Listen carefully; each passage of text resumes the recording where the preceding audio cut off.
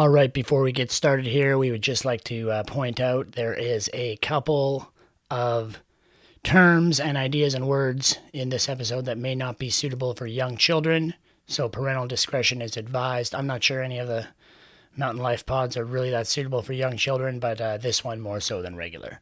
All right, thanks.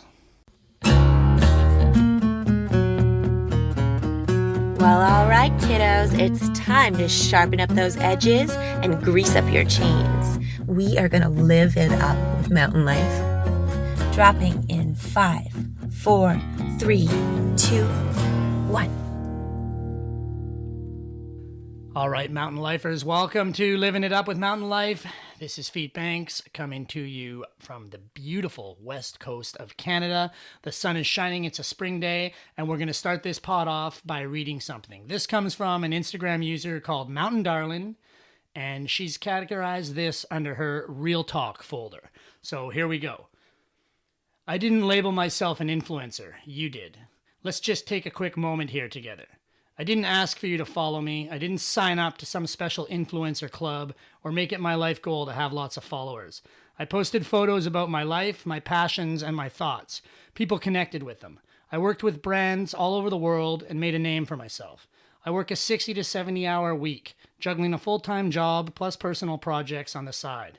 The way people talk to people like me online is completely unacceptable, mean, triggering, and biased, and I'm sick of it. I'm not a punching bag for your fragile egos. I'm not your kid's role model or a target for your insecurities. I don't need you to send me messages telling me how to wear my clothes, do my sports, post, edit, talk, or anything else you come up with. You don't need to send me a message saying I don't follow influencers to seem cool. I don't care what you do with your spare time, but leave me out of it. And I am not responsible for your safety. I have been learning and playing in the mountains for my entire life. I've given up countless hours to respond and train with my local search and rescue team. I will make decisions for me and the assessments I've made. You don't need to message me and say, should you really be posting a photo of skiing when the avalanche forecast is high? What a terrible example you're setting. This is my life. If you're going to make decisions based off someone's photo, well, and then there's like a shrug emoji. If you choose to be influenced by me, that's on you. Also, where are the male influencers at? Oh, wait, we call them athletes. So in real life, IRL, as the kids are saying, Mountain Darlin' is Sarah Bulford, a 28-year-old backcountry skier, enduro dirt biker, rock climber, trail runner, and a fairly committed weightlifter / gym rat. Gym enthusiast is probably the nicer way to put it. Currently living in Squamish, British Columbia. And full disclosure, Sarah is on the Mountain Life team as our director of social media. And this is something we're going to do on this pod, introduce you to the characters in the multiverse of Mountain Life. So, Sarah, thanks for coming in. Thanks for having me. That's a compelling post, very passionate, real talk. And just talk to me about the response for that. I mean, there's 250 comments, yep. And it seemed like a wide range. How did that go over? Yeah, I mean, for the most part, people were obviously super supportive, but that's kind of how it always goes, right? Like, you have the people on your side when you post something like that where they're like, oh, yeah, I feel this, like, this has happened to me, or I love following you, I love you for your content. And then every once in a while, there's the one person that's like, well, if you're going to put it out there, you should expect to get some hate, or you should expect to get hated on. But majority of it was good feedback. But the hardest part about the whole thing is that stuff shouldn't be happening in the first place. So the fact that I get messages multiple times a week for all kinds of things, it can be advice on sports that I'm doing or things that they think I'm doing wrong or how I should act or how I should dress. And it's just kind of, I've put myself out there, and I do expect to have obviously some criticism from people, but I don't believe that it happens to men, and I don't believe that it happens that frequently if it does. So yeah, every once in a while I just kind of like throw one of these truth bombs out there because it gets pretty tiring. Yeah, we're going to get to another one later on in the pod. As far as the stuff that drives you crazy, the unsolicited advice, is that coming, or negative responses, is that coming majority from women, from men? Is it a mix? I'd say majority from men.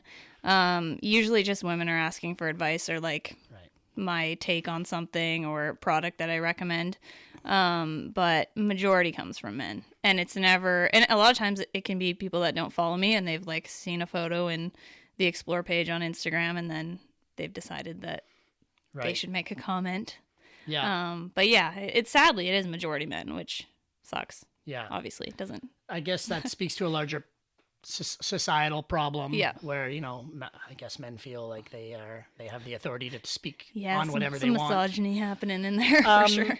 In our world, though, generally, if you're out on the trails or out on the water on the ski hill, it seems to carry this more of a we're all in it together vibe, and more of a, you know, if you see someone falling on the hill, you stop and help. And is that a bit of a facade? And is that just hiding, you know, all this surly underbelly, dark side stuff? Or is it coming from people that maybe aren't really part of the community? Yeah, I don't know. I mean, I've definitely seen it out and about, like even doing, when I used to work as a ranger, we'll probably talk a bit about that. But I would have that, like, stuff like that happen to me all the time on the trail where a guy would stop me and be like, oh, should you be using that tool? Or like, and you're in a ranger's outfit. And I'm in a like full BC Parks Ranger uniform.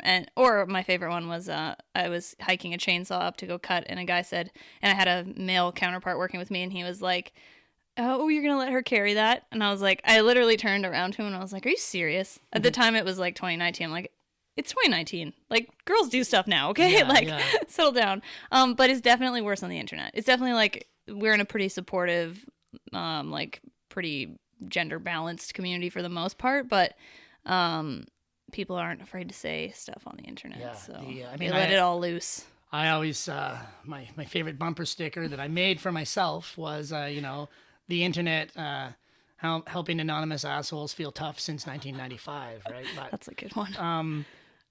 The gender gap in sports, you know, it's nothing new. No. It seems that potentially these sort of action sports are even slower to get on the case than something like women's hockey. Do you want to touch on like just your experience growing up? You know, women are getting less contest money and stuff like that. Yeah. So in like the motorsports world, especially, I noticed this. I mean, I've seen it in every sport, and if you talk to like professional female skiers, even skiers like just in our community, they still experience a lot of that gender bias. But with motorsports especially, and I used to dirt bike growing up, so as a kid it was different because it was like you just get hand me down whatever and you just go like rip around the backyard and tear up the grass or something. But getting back into it as an adult, I kind of expected that things would have caught up by now, and it's still pretty weird to see like the gear choices are like not even comparable for male and female. Like I can't find a proper pair of dirt bike boots that offer the same protection as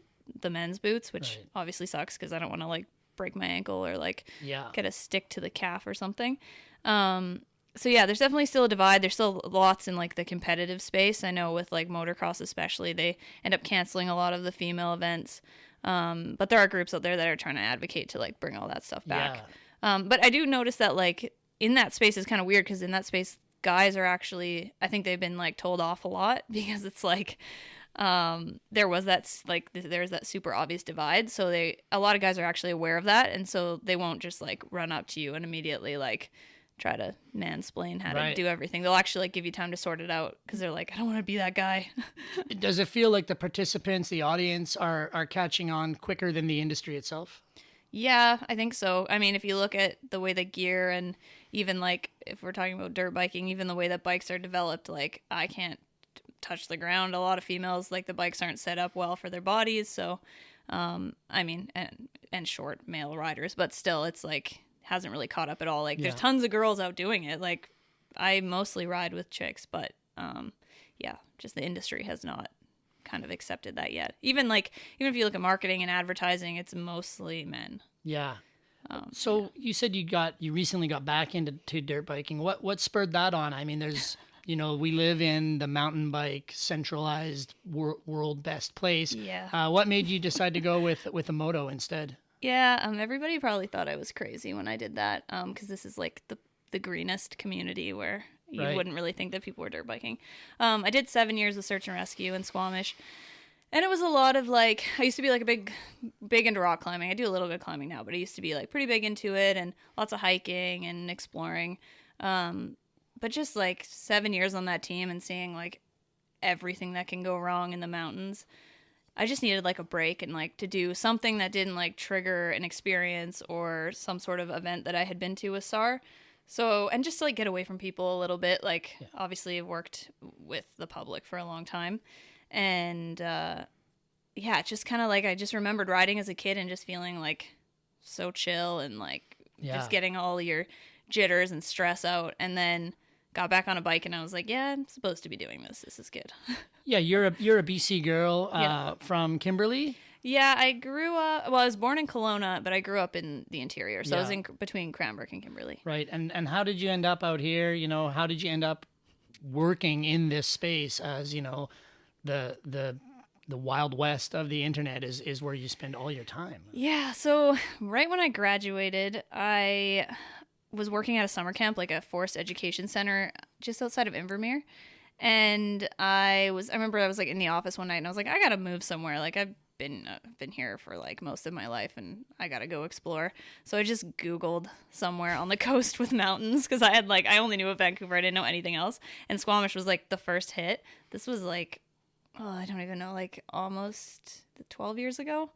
And and then Squamish came up and I saw a picture of the Chief in the ocean. And I was like, I should go there. And then I just packed a U-Haul and then never been to Squamish before and then just moved here. Yeah. And at first I didn't have a job and then I worked casual. This was a time where you could get pretty cheap rent. It wasn't the good old days. Yeah, the good old days. And you had like your pick of the litter. You're like, oh yeah, I want a 3-bedroom condo for like $900 a month because the Olympics came and tanked everything. And then so then moved here and I worked like this super casual skate patrol job at the rec center where I just like skated around at the rink and broke up teenagers that were making out and then got paid like pretty crappy and then worked my way into getting a job with BC Parks and in the online space. I just started posting photos about kind of like sports and activities that I was doing in Squamish.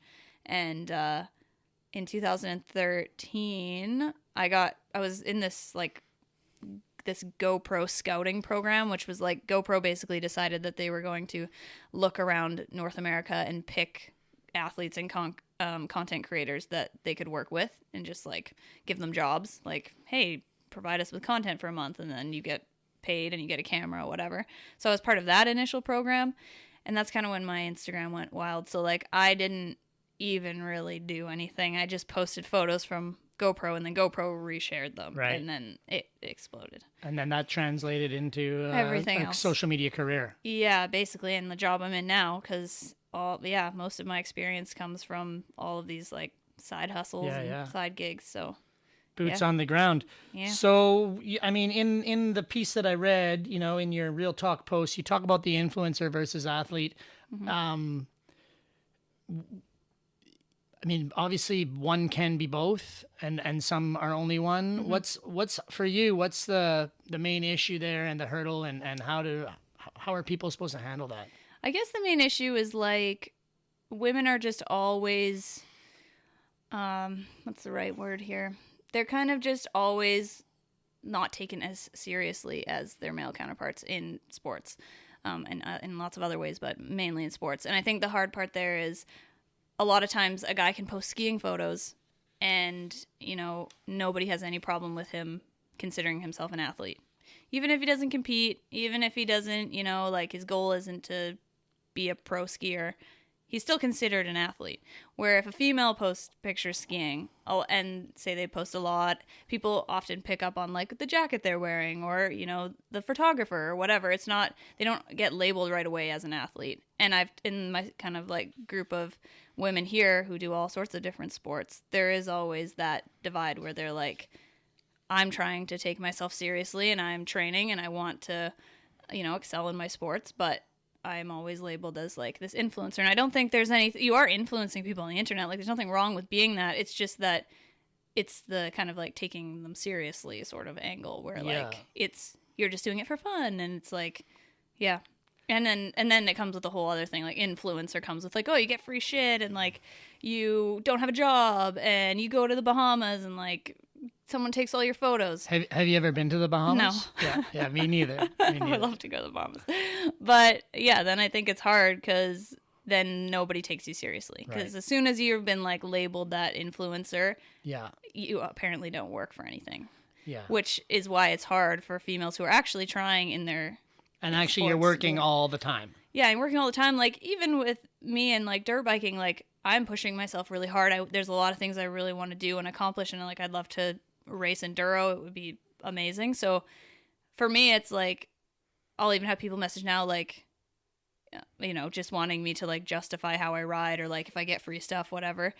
And I would just want to like divide completely from like the influencer side of that, because I'm like, no, I'm actually like trying really hard in this sport. I actually don't want to just be like the face. Like, I don't want to just be like the pretty face of your like ad campaign. Yeah. I actually want you to I want you to post a photo of me riding. I don't want you to post a photo of my face. Do you feel like there's any crossover to, you know, a lot of this stuff has already happened in mountain biking. Yeah. Some of the women that really kind of changed that come from this town. Mm-hmm.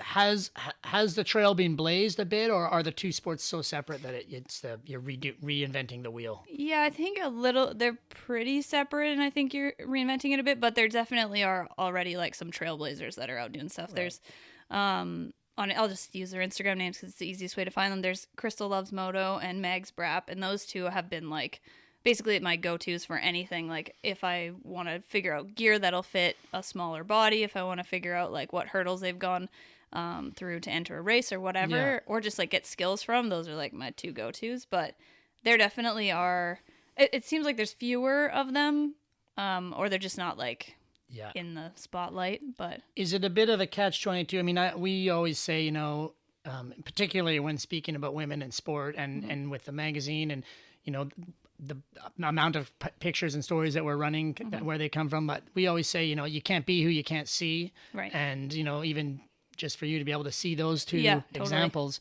does that start to tie into the whole role model thing, where it's a kind of a lose-lose because you need to beat them, but you don't want to beat them? Or and I have some actually like pretty diehard younger followers on my Instagram that are like 12, 13-year-old girls that live somewhere in Ontario. Yeah. And I love being that for them. I love that they're like, oh, I want to do this when I grow up, like, because I try to at least like share some of my experience with like, you know, being independent and going for whatever you want and not letting anything hold you back. And I think those are good qualities when you're growing up, to, especially as a woman, to be able to be like, wow, she's just doing whatever she wants and like not buying into whatever she needs to do. And so on one hand, that's great. And then the other hand, there's like this parent shadow that comes over where like I'll share something and it'll be like too much skin for a parent, or like what was the other one I had? Oh yeah, it all came down to like I did this fun like calendar shoot with a bike, and it was super fun and like liberating because I haven't ever done anything like that, and I can be more introverted, so I was like, yeah, sure, I'll do it, whatever. And the responses I got from parents was so frustrating because also like, yeah, again, I'm not saying I'm your kid's role model. Yeah. You're deciding that. Or the kids are. Or the kids are. Is their right. And then I'm living my life, and then just because you don't agree with that specific thing that I'm doing, suddenly I'm not, I'm not someone that your kids can look up to.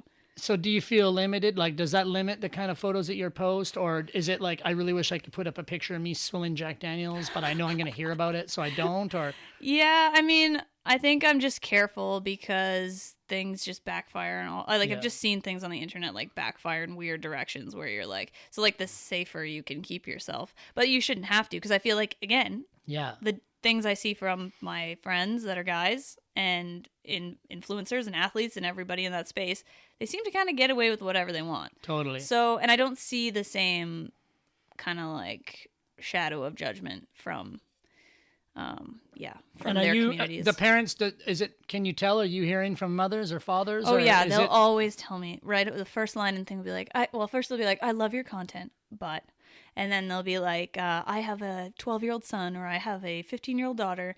And the last one was, I had done a post, which we might also talk about, which was just kind of saying like, I'm not asking for attention by posting this bike photo. I have that on the list. Just because I'm dressing like this doesn't mean I'm asking for it. Is that the one? Yeah, exactly. Which is, I mean, and that was in response, I believe it was a, biking shorts Yeah, and a just bikini wearing or... like jean shorts and a sports bra and Right. on a dirt bike, and it was the same for it was for that calendar shoot. Nothing you wouldn't see at any beach or Yeah, even or in, just in like Whistler open your Village. phone because it's just like it's everywhere. Yeah. and it's in marketing, and it's like it's just part of the world. I mean, it's who cares? Like it's everywhere. Yeah, it's everywhere. But anyway, I had a dad that was quite upset with how he was supposed to raise a son in a world where women try to get respect shaking their ass, which also had nothing to do with my post, but apparently dressing like that alludes to shaking your ass. Yeah, So, in some people's minds, I guess, right? but also, like, if I wanted to shake my ass, I can still get respect, and it doesn't have to be one way or the other. Well, I feel like that. Yeah, I mean, I'm a middle-aged white man with a gray beard, so I've never had that problem. I keep my Instagram private for that reason. I don't want to hear anyone's opinions. But I feel like if it was me, the response is like, okay, you're the parent. I'm not the parent. Exactly. Like, you do your job, and I'll do my job. Yeah. And if they don't work out, then beat it. Do you lose followers a lot? Oh, yeah. Or Yep. Oh, yeah, I lose them all the it's time. a constant lose gain? Yeah, and anytime it's one of those kind of like real talk posts where I'm like, okay, I'm fed up about something. Yeah. It's kind of interesting because I'll lose like 60 people, and then I'll gain like 30 people. Like it'll kind of sort of even itself out. Yeah. I'll still end up in the negatives usually. Unless it's like the influencer one. A lot of people a lot of women resonated with the fact that they've been called influencers instead of athletes. Yeah. And then, so to get a lot. I mean, ideally, eventually that just keeps happening until you've trimmed away all the useless, right? Yeah, exactly. Well, when I kind of get like, take it to heart sometimes, I always have friends that are like, remember, you don't want those people. Yeah. Like, you don't need them to be in your community. But yeah, it's frustrating. I think it was a Dr. Seuss, the ones you mind don't matter, the ones you matter don't mind. Yes, that's a good quote. Does it affect you mentally? Do you have bad days? I mean, Yeah. you write, you're artistic. Mm-hmm. That often comes with a bit of a sensitivity that maybe your average concrete pourer doesn't have. Are there days where you wonder, like, what the hell? Why do I even bother with this shit? Yeah, I'm super sensitive. Like I feel like I feel a lot of people's pain all the time too. So I take a lot of things to heart, and usually I go through a spiral. So at first I'll read something and I'll be furious. I'll be like, I can't believe again this has happened, or someone said this, and then I'll go to kind of like a despair place where I'm like, I should just delete the post, and then I kind of give it some time and I rationalize a little bit, and I'm like, then I get to the kind of like, I don't care phase, and then I leave it. It used to bother me a lot more, but I feel like the closer I get to 30, the less I care about what anybody's doing. But yeah, in the beginning it was like, I thought about deleting my Instagram like every couple weeks. I was like, I don't want to do this anymore. But then you kind of get used to it, which sucks because like you shouldn't ever have to get used to people being assholes. But, yeah. Or sending you pictures of their dicks. Yes. Yes. How often do you get unsolicited dick pics just because you ride a motorbike on the internet? Yeah, it can be like once a week, once every 2 weeks. Yeah.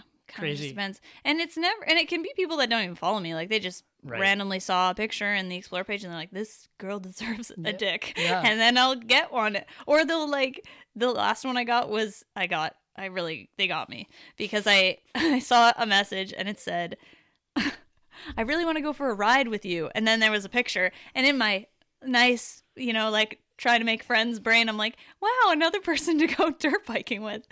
Clicked on, accepted the message, and then like, boom, dick pic. I was like, oh, and I shouldn't have to filter it that bad. I mean, I was like, you got me. Yeah. But I shouldn't have to filter it. I guess that's a young thing. I imagine you can't tell the age of the person, but I mean, it's not like it's not any different than like walking down the street and a guy like slapping your ass or like touching your or opening up his trench coat. Yeah, I mean, it's like this has been happening forever. Yeah. It's just now it's more easier in the digital space. Yeah, which crazy. Is when people are like, oh, that doesn't exist anymore. Like I have guys sometimes who will be, or even women who will be like, men aren't like that anymore. Men aren't like they used to be. And I'm like, yeah, they are. They just can hide behind things now. Like, they just maybe don't do it in public. Yeah. But they still are doing it. Like, I did see a woman in, this is a few years ago, a woman in New York, and I wish I had her name, but I'm sure you can Google it. She made an art show in a New York gallery of all unsolicited dick pics that she got, and like filled the gallery, right? I think I actually read something about that. Yeah. That's amazing. It's I should do that. I should do a collage. I mean, next Mountain Life t-shirt or beer can, maybe. It's crazy that goes on, and gentlemen or anyone with a dick out there, I guess, if you're listening, nobody wants that. No, and I know people love, some people must get off knowing that it's out there. Yeah, exactly. But we don't want it. Nobody wants it. Didn't ask for it. Yeah. It's Same with your advice. Didn't ask for it. Yeah. I mean, do we need to...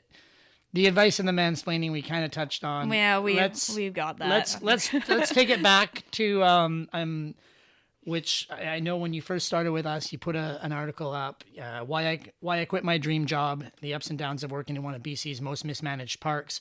So you were a park ranger for 5 seasons. Yep. And that was your dream job. Walk me through how you got into that and how you got out. So I basically always wanted a job working outside. It was like a dream from a kid. We always camped. We were always in the mountains and everything. And I didn't really know that park ranger jobs existed. Like, I thought it was just like something on like Yogi the Bear where like the ranger comes around, because you don't really see them. Like, if you're hiking around in a park, it's pretty rare that you run into a ranger. But I ended up getting on Squamish Search and Rescue when I first moved here. And then there was a couple women that were part of the team that also worked for BC Parks, and I was like, that's the job I want. So I kind of like went through, did all the schooling, got all these certifications. You needed all this like self-rescue and chainsaw and you name it, like anything you can survive in the wilderness you had to get and prove that you could do it. So it's pretty like lengthy process. I think I went through like 2 or 3 interviews before I got the position, and it was only because someone left, because at this time it was super hard to get these jobs. They were like pretty sought after. So yeah, I got into that, and I was stationed in the Pemberton area. So that covers, North Garibaldi, which is like, Singing Pass and Wedge. And then you've got, and we also had Callahan and Brandywine. And then, up towards the Duffy and Joffrey Lakes and Cerise Creek. So pretty much any provincial park that's like north of Brandywine. Which was crazy because I mean, for people that aren't familiar with the area, that's at least, in a straight line north, it's 100 kilometers. Yeah. And these parks are huge. Yeah. So, thousands of acres. Yeah. And at the time, there was just myself. When I first got hired, myself and then a senior ranger. And senior rangers sometimes they're in the field, but they're often at a desk, dealing with permits or whatever. So I worked by myself for pretty much the first 2 years that I worked with parks, and mostly at Joffrey. Joffrey Lakes is a very popular park in the South Coast. If you Google it, you'll find, I think now there was 70,000 tags for Joffrey Lakes, but there's probably like 170,000 now. But super crazy busy park. It kind of exploded after 2010. Pretty small trail system. It's like almost 6 kilometers of trail. Small camping area, kind of situated in a little basin with mountains and really pretty emerald lakes that are all glacier fed. Amazing place. But BC Parks never really thought of the long-term plan for that place. And so it kind of turned into a disaster. Yeah, it certainly did. Yeah. So, in the story, you wrote like, how you had these dreams of building trails and hiking around, and the thing is, I watch a group of tourists feeding chips to an oversized, sick whiskey jack birds. I can hear a group asking another to move as they try to line up a perfect selfie. Behind me, a couple is doing a photo shoot for protein powder and are damaging vegetation off trail. I can't keep up. How was that experience? Did it start off so hectic and then you just burned out, or did it get worse as the seasons went on? I think like any job, like you go in it, I mean, you just can't believe that you got it. Like you get there and you're like, I mean, in a society too where we do put a lot of weight on our careers, and it kind of like is our identity, which I've actually learned to remove myself from because that's not the most important part of life. But at the time, I was just stoked to get the job. Yeah. And you were young, 23, 24? Yeah. How long ago was that? 22, Early 23? 20s? Yeah.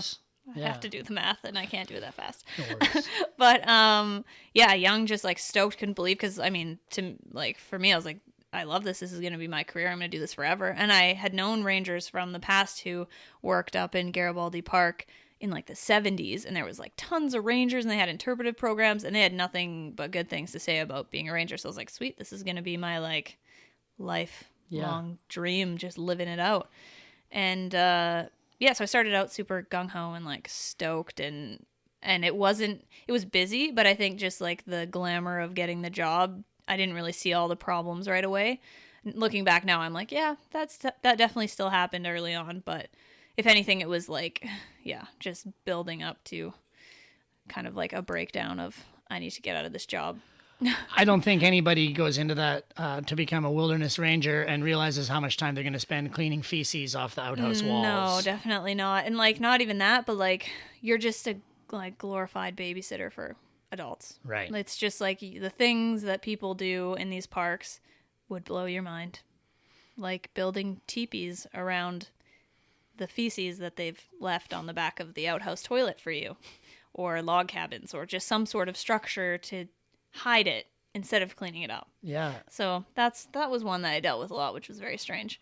And then, yeah, just like people burning things or setting off fireworks or feeding animals. Like feeding animals was one of the biggest ones where I was like, this is pretty obvious that it's something you shouldn't do. And Yeah. there's lots. Well, the greatest thing I learned was that nobody reads. Signs. Nope. Yeah. Doesn't matter what it looks like. I know. They don't read. We run a magazine, so that's a bit discerning. You need to Disconcerting.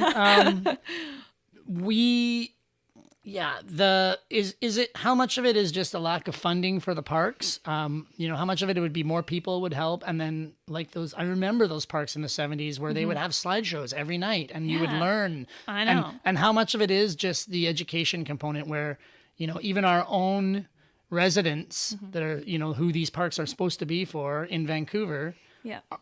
know nothing about ethics. I know I went to the, 10 different hiking websites in Vancouver, and only 4 of them had anything to do with backcountry behavior, ethics, safety, anything like that on their sites. Yeah. Education is like, the lack of education is the biggest issue right now for, I will say BC parks, but I'm sure it's also for national parks. It's not really a priority. Yeah.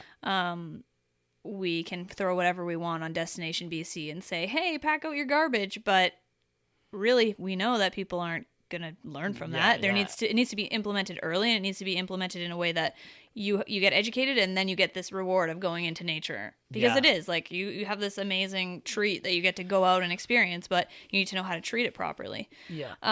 It's like training a puppy. Like, you got to teach it the things so it doesn't just go out and like pee all over the house. For sure. And that was one of the biggest things, is like to say like, yeah, is it funding, or is it what's the bigger issue here? It's funding for one, but it's also management. So the way that I've seen firsthand the way that these parks are managed is like, it's always a Band-Aid solution to like a massive problem. So Joffrey has just been given like tiny little bits of tape on all of its cracks.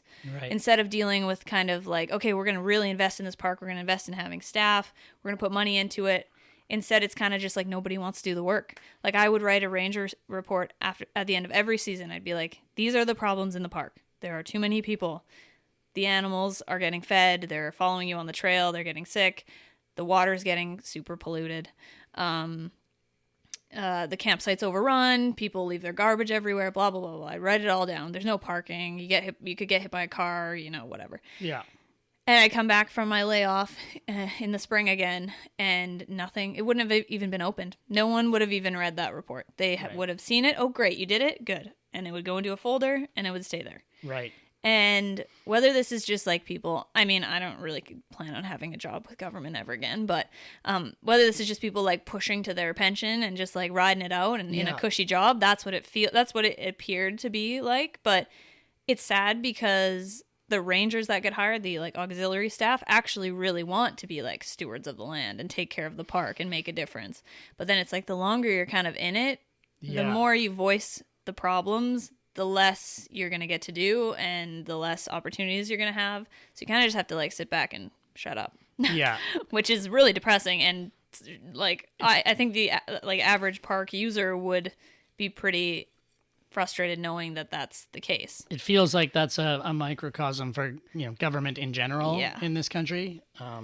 Which is depressing, and we'll try you see not it to everywhere. go there. I mean, we have this pandemic, and there's been it hasn't been perfectly managed, and it's always it's difficult to do anything in real time. Whereas with the park, it's not real time. Yeah, and it's just like it's not like these things just happened. You know, like they've been watching them happen. And then never actually coming up. So they make these like amazing fancy brochures and they're like, look at our management plan. We're going to do all this. And then when you're actually on the ground implementing those things, it's like, there's no money. There's no plan. It's just like, here, we'll give you a bus and you can use it as a shuttle. But then we won't actually have anywhere to park it or anyone to drive it or cell service or wait for people to get to it. So we'll cancel it. Yeah. But we said we did it. But we got a bus. Yeah. So like, it's just kind of like this endless road. We're shifting out of winter here. Ski season on the ski hill was canceled anyhow. You're a backcountry skier. Do you get up the hill? What's your winter program look like? My winter program looks a lot different than it used to look. So I used to be at Whistler like 70 days a season, sometimes more. But then I kind of just I think just working for BC Parks, I got sick of people. So I started backcountry skiing. I've been backcountry skiing for, I don't know. I was backcountry skiing even before Whistler, but then I got a sled. So the snowmobile has helped a lot for access. And my days I do less days now. They're definitely few and far between. But when I do go, I kind of plan it out so that I can ski powder because that's all I really care about skiing. Sure. So I spent a lot of time. I'm recovering from a torn ACL. So it was the season was like kind of a write-off anyway. And also like the motivation to go out was not as strong as it's been before. But it was still great the days that I did go. But what's on the hit list? I mean, you've got this job where there's a bit of leeway to get out on a nice day and do things. Mm-hmm. You've got you want to up your moto into a competitive range. What else have you got your eyes on in the future? Oh, I don't know. I'm just so focused on moto stuff right now, but I don't know. There's tons of stuff I want to do. Maybe it'd be cool to get into like base jumping or something. I don't know. Yeah. Who knows? Be careful. I know. I also have never done anything in the water sports department. So we live on the cool ocean, right? Yeah. So might be cool to windsurf or do something like that. What do you do? I mean, there's all these incredible adrenaline-filled, loud, some of them activities. How do you decompress? What's your mellow out routine look like? So I do watercolor painting. Nice. Which is, I've seen a really interesting sort of like trend with people who are outdoorsy and do sports in art, which is interesting. Yeah. I don't know. Maybe it's just like a lot of people need that release in their brain. But so I just paint, just do all kinds of different, like usually mountains or flowers, whatever I feel like painting. Yeah. And I can just like really zen out. Sometimes I'll like smoke a joint and then have like a really good. What kind of role model is that? It's BC. You're allowed what to about say the gym? You want. What about the gym? Yeah, the gym too. Is that a similar kind of zone out in the moment experience for you? I'd say the gym is probably the same as the other sports. I think I look at it now as like, I got to be in the right headspace and like really want to push myself. So it's not quite the same like zen out. Yeah. Which I really have to force myself to do because I'm pretty like high energy, kind of like hyperactive. Sure. So I have to force myself to sit down and do art. Where the gym, I can be like, I'm going to go ride my bike and then I'm going to go to the gym. And then I'm like, okay, I need to like repair my brain. Yeah. And is it it must be complimentary, your time in the gym, which is most days a week, right? Yeah. It depends on what I'm doing. So like in the summer, if I'm out lots, if I'm like running or biking or whatever, then I'll go like 2 times a week. But usually in the winter, it's like 4 times a week. But the sessions are like 2 hours. So that's why I only go for 4. Has that been something you've always done or is that a recent thing? In some, I guess the last like decade, not so much when I was younger, but just because like injury prevention. So you really notice the benefits in your other sports. I've messed up my body in 1,000 different ways. And so now I just see all the benefit to like having a strong body, and then you recover quickly. You also just get injured less, like especially with skiing. Like if you're not working out your legs, before ski season, then you'll just like be sore and tear things all the time. But especially with moto now, like the bikes are heavy. Like my bike's, I don't know, like 200 pounds. And just picking it up and like if you need to push it around or like getting over stuff, sometimes you really have to like muscle the bike. So yeah, gotta work out. Yeah. And eat well. I know sometimes. you have your friends have that donut shop. But... Yeah, Fox and Oak. I just love donuts. Yeah, me too. Yeah, that's the hardest part, really. You can go to the gym all you want, but stopping your food consumption's hard. What's your, I don't want to say your last meal, but I don't want to infer that you're on death row or anything, but what's your last meal? What's your go-to if someone's after your heart? It's probably pizza. Right. Like, I know that's like cliche, like I want pizza, but I just love Hawaiian pizza. Like, I could eat it every day. We need to talk about that. That's a huge thing. Is it? Pineapple on pizza. It seems like the world. It's almost like talking vaccines or pro-life, pro-choice. I can't believe there's a divide between pineapple on pizza. I don't think there's people who are like really strong. Like even if I post a picture, I mean going back to Instagram, if I post a picture of pineapple pizza, if I said like does pineapple belong on pizza, there would be like 50% that are like that's disgusting. Me too. And those are people that like. I have their phone numbers. How do you feel about pineapple? Oh, I'm 1000% pro pineapple on a anything. Sweet and on hamburgers. Salty, give me a big Kahuna burger, right? Like I just put pineapple on anything. It's good. It's a natural antihistamine. Well, there you go. And also like that comes from Hawaii. Yeah, pineapple and meat together. So like, who's gonna shit on Hawaii? We're just lucky to have that here.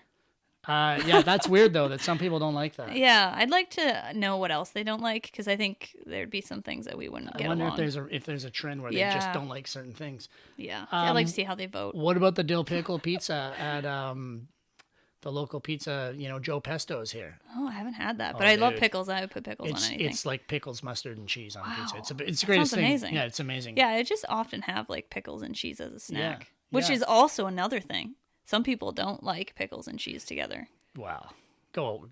Maybe the same people that don't like pineapple. Unfollow. Just unfollow, okay? Because that's weird. Block. Okay, and then, if there was, one piece of advice in your 28 years that you actually would switch into role model mode and give to the young kids out there that are like, here's this woman who's killing it, who's living in the sun right now. It seems like it's always sunny in your life. It's not always sunny. Yeah, of course it isn't. What would you say?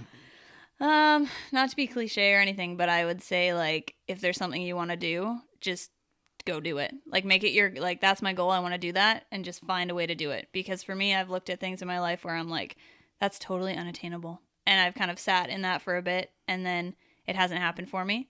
And then I've had times where I'm like, I'm going to make this happen. I'm going to do whatever I can. I'm going to manifest the shit out of it and then I'm going to make it happen. So don't let like I know everybody has barriers and there's, some people have a privilege that they're able to do things, which I obviously have like a white, Yeah, you can move all your arms and legs. Yeah, right? I can, I'm fairly healthy, I was raised by good parents.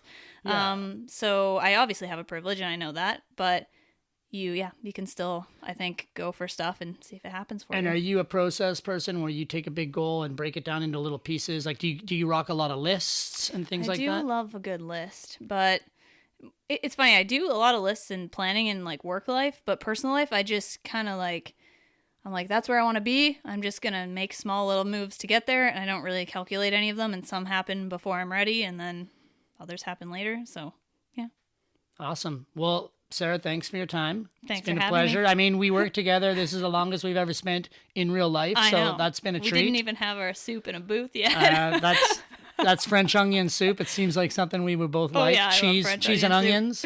Everyone should be out there checking Sarah out on Instagram, Mountain Darlin. Just don't send her a picture of your dick. Please. And we'll catch you next week living it up with Mountain Life. Thanks for listening.